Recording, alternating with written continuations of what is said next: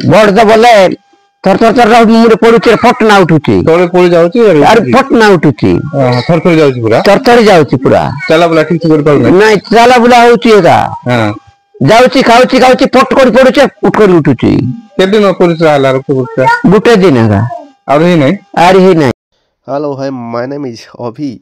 आज मैं एक केस लेकर आया हूँ। इस पशु को मैं जा करके अच्छी तरह से डायग्नोस्टिक कर रहा हूँ। इसको सिम्टोम आ रहा था, उसको सिम्टोम यही आ रहा था। वो पशु चलते चलते चलते गर्दन को ऊपर करके नीचे लेट जा रहा था। नीचे लेट जाने के बाद उसको शरीर में झटका आ रहा था, ज़्यादा से ज़्यादा झटका आ रहा था और अनकंसिबल हो जा रहा था। जैसे नीचे बैठ जा रहा था, बैठ जाने के बाद जैसे बेहोश हो जा रहा था और जैसे मरने वाला जैसा ऐसा सब सिम्टम आ रहा था।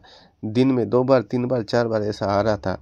तो मैं जाकर के उसको अच्छी तरह से डायग्नोस्टिक किया और पशु मालिक के साथ बातचीत करने के बाद उसको डिजीज पता लग गया। उसको एपिलेप्सिस का डिजीज था, मिर्गी का डिजीज था।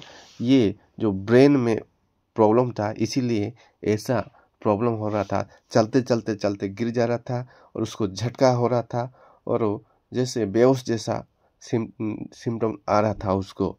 तो मैं जा करके बॉडी का हर पार्ट मैंने चेकिंग किया, सब नॉर्मल है, कोई कहाँ प्रॉब्लम नहीं है। उसका टेम्परेचर भी नॉर्मल है, उसका आई म्यूकस मेमोरी भी नॉर्मल है, कोई का प्रॉब्लम नहीं है उसको।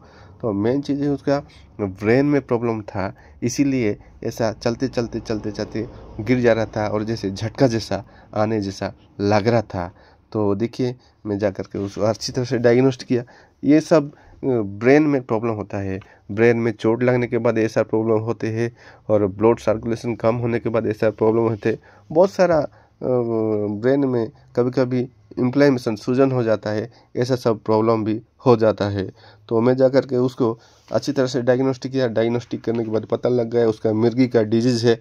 तो उसको सही हिसाब से मैंने उसको ट्रीटमेंट दिया, क्योंकि ट्रीटमेंट देना भी बहुत वेरी इंपॉर्टेंट है। तो मैंने फर्स्ट डे उसको दे दिया, डी वार्निंग दिया था, डी वार्निंग टैबलेट दे दिया था फर्स्ट डे।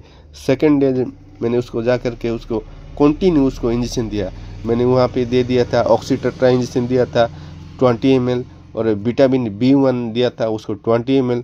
उसको नैरोकाइंड प्लस इंजेक्शन दिया था उसको 20 ml और उसको एबुल दिया था उसको मैंने 10 ml। ये सब कंटिन्यू मैंने उसको 3 दिन दिया था और डी वार्निंग उसको 1 बार दिया था।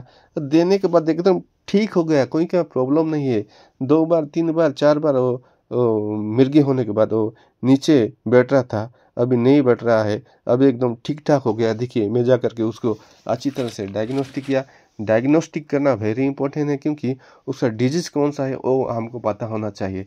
उसका मिर्गी का डिजीज़ था, उसका ब्रेन में प्रॉब्लम था, इसीलिए ऐसा हो रहा था। कभी कभी ब्रेन में चोट लगने के बाद ऐसा सब सिम्टम आ जाएगा और ब्रेन में सूजन होने के बाद ऐसा सब प्रॉब्लम होता है और सर्कुलेशन ब्लड तले पड़ जाउतला एले एबे गाय के इंजेक्शन पता देला पर पूरा भूल गला चला बुला सब ठीक कर जी। हां ठीक कर छी, किछ असुविधा नै एबा पड़ू नै तो के दिन इंजेक्शन देलु 2 दिन पर भूल गला पूरा।